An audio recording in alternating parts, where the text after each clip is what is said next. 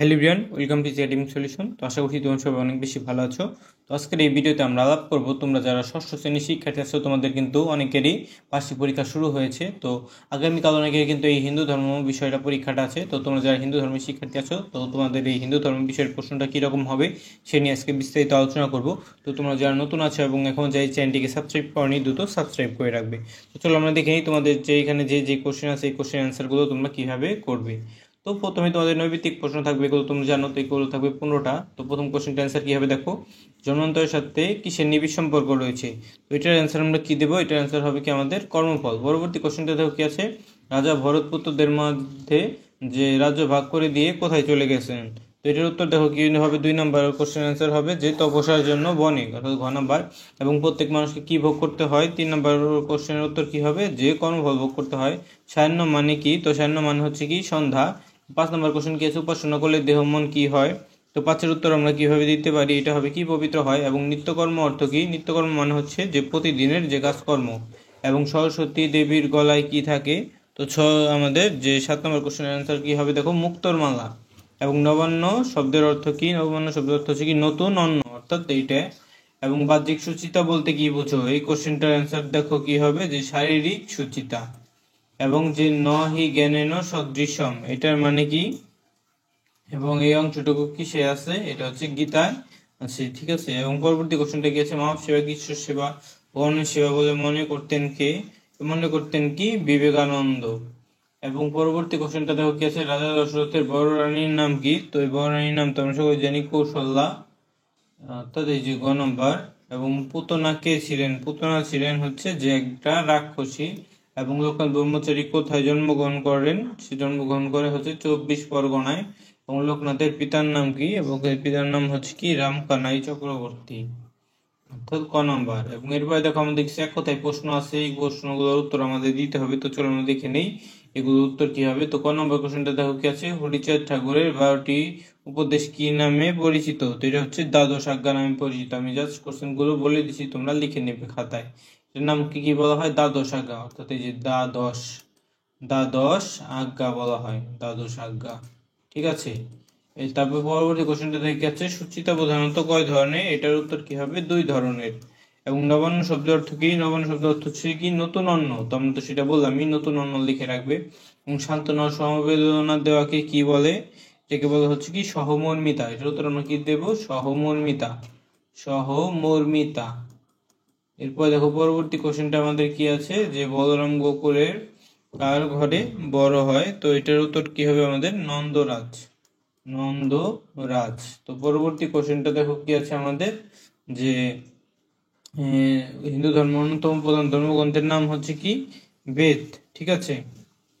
দেখো পরবর্তী যে কোশ্চেনটা আমাদের কি আছে, যে শ্রীরামকৃষ্ণের যে পরমহংসদেবের বিখ্যাত বাণী কোনটি, তার বিখ্যাত বাণী হচ্ছে যত মত তত পথ, যত মত তত পথ, ঠিক আছে।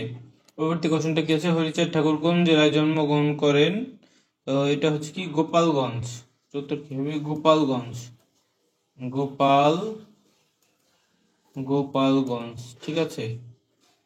পরবর্তী কোশ্চেনটা কি আছে, যে হরিচাঁদ ঠাকুরের পুত্রের নাম কি। তো এটা হবে কি গুরুচাঁদ, তো আমরা কি দিতে পারি গুরুচাঁদ, গুরুচাঁদ। এরপর দেখো পরবর্তী কোশ্চেনটা কি আছে, যে জন্মান্তর ও কর্মফল সম্পর্কে আমরা কোন গ্রন্থ থেকে জানতে পারি, এটা হচ্ছে শ্রীমদ্ ভগবত গীতা, শ্রীমদ্ ভগবত গীতা, ঠিক আছে। এরপর দেখো হবে আমাদের কিছু রচনামূলক প্রশ্ন থাকবে, এখানে সংক্ষিপ্ত প্রশ্ন আমরা 20 নাম্বার পাবো। কি কি কোশ্চেন আসবে দেখো, যে জীবাত্মা বলতে কি বুঝো, আমরা এই শরীরের প্রতি শ্রদ্ধা নিবেদন করবো কেন, নিত্যকর্ম কয় প্রকার ও কি কি, তারপর প্রাতঃকৃত্যে কি করতে হয়, এবং উপাসনার প্রকারভেদগুলো বর্ণনা করো, কালী পূজা কেন করা হয় বর্ণনা করো, অযাচক বৃত্তি বলতে কি বুঝো সেগুলো বর্ণনা করতে হবে, এবং অযাচক বৃত্তি কি, তারপরে কাদের আদর্শ মানুষ বলে থাকি, এবং শ্রীকৃষ্ণের পিতা মাতার নাম কি, এই কোশ্চেনগুলো থাকবে। এবং 4 নাম্বার কোশ্চেন আমাদের রচনামূলক প্রশ্ন থাকবে, এখানে যে কোনো 5টা থেকে আমরা কি করব, যে কোনো 3টার উত্তর দেব। কি কি কোশ্চেন এসেছে দেখো, যে আত্মার অবিনাশিতা বলতে কি বুঝো, নিত্যকর্মের গুরুত্ব লেখো, এবং আমরা প্রতিদিন যে দেবদেবীর সামনে আরাধনা করি তা কির উপাসনা, অর্থাৎ এইরকম উপাসনা পদ্ধতি সম্পর্কে 4টি বাক্য লেখো। শাখার উপাসনা নিয়ে বাক্য লিখতে হবে। নৈতিকতা বলতে কি বুঝো? হরিচাঁদ ঠাকুরের অনুসারীদের মতো বলা হয় কেন? এবং পরবর্তী 5 নম্বরে আমাদের 7টা কোশ্চেন থাকবে। এই 7টা থেকে আমরা যে 5টা সহজে পারি সেগুলো দেবো। কোনো 1 নম্বর কোশ্চেনটা দেখো কি থাকবে, যে বারবার জন্ম নেওয়া হচ্ছে জন্মান্তরবাদ। আর এই জন্মান্তর সম্পর্কে যে দার্শনিক চিন্তা ভাবনা তাকে বলা হয় কি? জন্মান্তরবাদ। শাস্ত্রে আছে মানুষ যেরূপ চিন্তা করতে করতে মৃত্যুবরণ করে সেইরূপ ভাবে পুনর্জন্ম হয়। তো এখানে আমাদের কোশ্চেনটা কি আছে? আত্মা জন্ম রহিত নিত্য শাশ্বত পুরাণ, এই উক্তি তোমার পাঠ্যপুস্তকের আলোকে কি করতে হবে? ব্যাখ্যা করতে হবে। পরবর্তী কোশ্চেনটা দেখো কি আছে, যে প্রণব প্রতিদিন সকালে ঘুম থেকে উঠে ঈশ্বরকে স্মরণ করে মন্ত্রপাঠ করে। তো এখানে প্রণব কোন ধরনের নিত্যকর্ম করে এবং প্রণব ঘুম থেকে উঠে যে কাজটা করে সেটা পাঠ্য বইয়ের আলোকে কি করতে হবে? তোমার ব্যাখ্যা করতে হবে। এবং গ নম্বর কোশ্চেনটা কি আছে, যে সুচিদের বাড়ির সবাই সকালে উঠে পূর্ব দিকে মুখ করে সৃষ্টিকর্তাকে ভক্তি বই রাখে এবং এই উপলক্ষে যারা সকলে যত্নশীল হয়, পরিষ্কার পরিচ্ছন্ন হয়ে থাকে, তাদের শারীরিক মানসিক দুই দিকেই পবিত্র করে তোলে। এখানে আমাদের কোশ্চেনটা হচ্ছে কি, সুচিতা কোন ধরনের উপাসনা করে তা বর্ণনা করতে হবে এবং তাদের পরিবারের পরিষ্কার পরিচ্ছন্নতা বিষয়টি পাঠ্যপুস্তকের সুচিতার আলোকেও ব্যাখ্যা করতে হবে।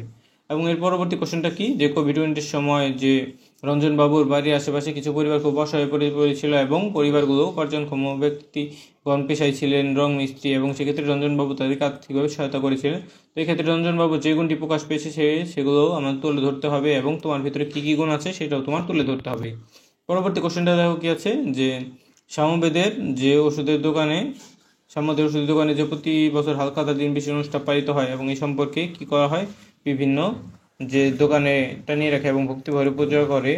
তো দেখো, অর্থাৎ এই ক্ষেত্রে আরেকটা দৃশ্যপাঠ আছে, যে অশোক বর্ষা আগ্রহী না হয় তার বাড়িতে একদম পূজা অনুষ্ঠান করে। তো আমাদের ওষুধের দোকানে হালকা থাই কার পূজা করা হয় সেটা আমাদের ব্যাখ্যা করতে হবে এবং তার মায়ের আয়োজিত পূজা, অর্থাৎ তার মা কার পূজা করতো, যে পলাশফুল সরস্বতী পূজা করতো, সেটা ব্যাখ্যা করতে হবে। এবং পরবর্তী কোশ্চেনটা দেখো কি আছে, 6 নম্বর কোশ্চেন, যে সমীরবাবু একজন হিন্দু ধর্মের শিক্ষক, তিনি একজন ব্রাহ্মণও। সমীরবাবু সকালে উঠে যে সহকর্মীদের সাথে মিলেমিশে থাকেন এবং অনেক সময় দুপুরের খাবার সহকর্মীদের সাথে কি করে? ভাগ করে খায়। পরবর্তী কোশ্চেনটা হচ্ছে, সমীরবাবুর মা যে মায়ারানী সারাদিন হরিনাম নিয়ে ব্যস্ত থাকেন, হরিনাম করতে করতে তার কি মাঝে মাঝে জ্ঞান হারিয়ে যায়। তো এখানে যে হরিচাঁদ বাবুর যে কোন নির্দেশটি পালন করেছেন এবং মায়ারানীকে একজন মোতা বলা যায় কিনা সেটা আমাদের ব্যাখ্যা করতে হবে।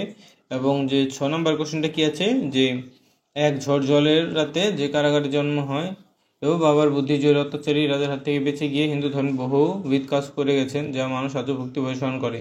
তো এই ক্ষেত্রে কোন মহাপুরুষের কথা বলা হয়েছে সেগুলো আমাদের তুলে ধরতে হবে এবং মানব কল্যাণে উক্ত মহাপুরুষের 2টি কর্মকাণ্ড আমাদের কি করতে হবে? সংক্ষেপে ব্যাখ্যা করতে হবে। তো আশা করছি এই কোশ্চেনগুলো যে আছে এই কোশ্চেনগুলোর অ্যান্সার কীভাবে করতে হবে তোমরা বুঝতে পেরেছো। তো আজকে এ পর্যন্তই। আমরা ষষ্ঠ শ্রেণীর আরেকটা কোশ্চেন দেওয়ার চেষ্টা করব। তো এটা কিন্তু অনেক স্কুলে এসেছে, আমরা যে সেট নিয়ে আলোচনা করলাম আমরা একটা সেট কোশ্চেন দেওয়ার চেষ্টা করবো যদি তোমরা চাও।